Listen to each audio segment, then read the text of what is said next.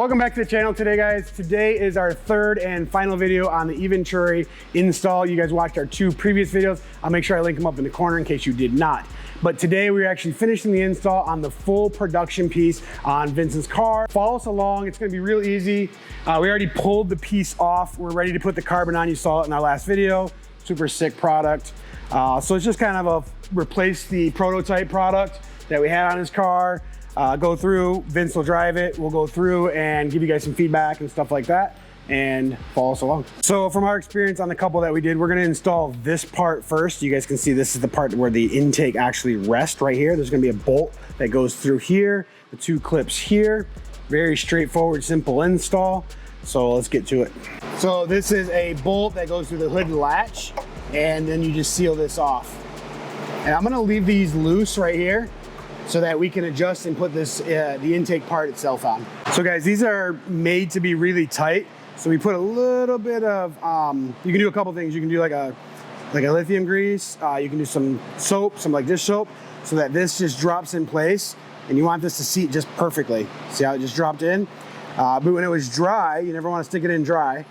It was kind of bouncing up on this side over here. So this is like a perfect seal now. And so now we're just gonna put the screws in to get this prepared to go in the car. So Vince is over here getting the coupler ready. So we're gonna bring this over to him in just a second and drop the whole thing in. So I'm not gonna over tighten these. I'm just doing it by hand first. All these sensors, they're always good to do by hand just to make sure you're not gonna cross thread them. And I'm gonna grab just the quarter drive here. I'm just gonna give them a nice good snug. And these we didn't take out.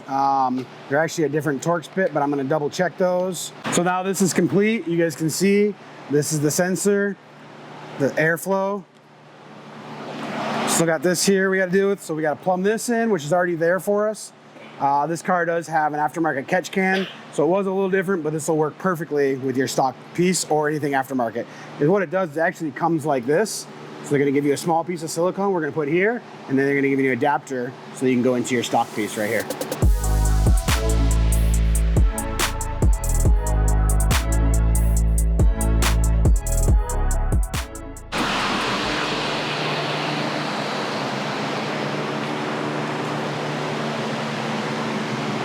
Is it all bigger now? A little bit, yeah.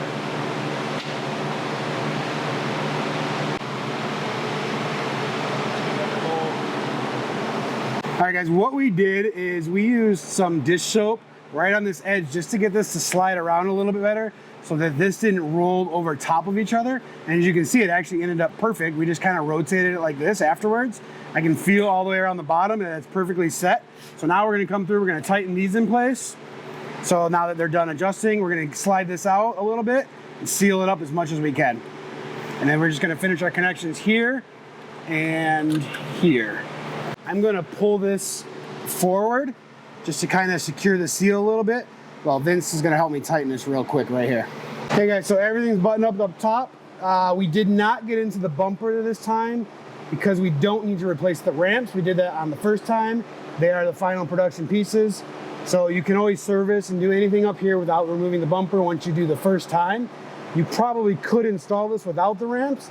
It'll still work, probably just not as efficient. If you want to come down here, you can kind of see in here, and you can see the ramps shooting the air straight up. And it's into this chamber area here. And on our last video, someone commented, well, it's not an actual like tube. This is just, it's a little bit better per Eventuri, per their design and their experience. So the air is just, there's this chamber in here, and so the cool air is just getting forced up there in fresh air. So let's go let Vince take this for a ride. Let's see if we can get any sound clips, and we'll see you guys on the next video.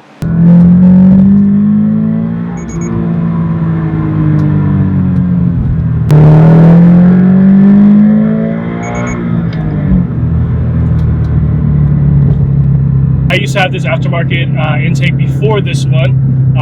This one definitely feels like it's a lot more intake noise driving around. Let's see if I can replicate that here. It definitely did keep the air temps cooler than my previous intake. I definitely wasn't heat soaking. I did one back in Spring Mountain, and it was 100-degree weather, but I was not losing any performance at all. My car was not overheating. It was all good, and there definitely still was some power in there than my previous intake. I definitely would recommend this to people if you have the money for it. I know it's a little bit pricey, but it definitely is worth it if you want to build up a nice power with NA. Shout out to Speed Industry for helping me out with this install. Definitely recommend checking them out for looking for any more parts for your car. Thanks a lot, guys.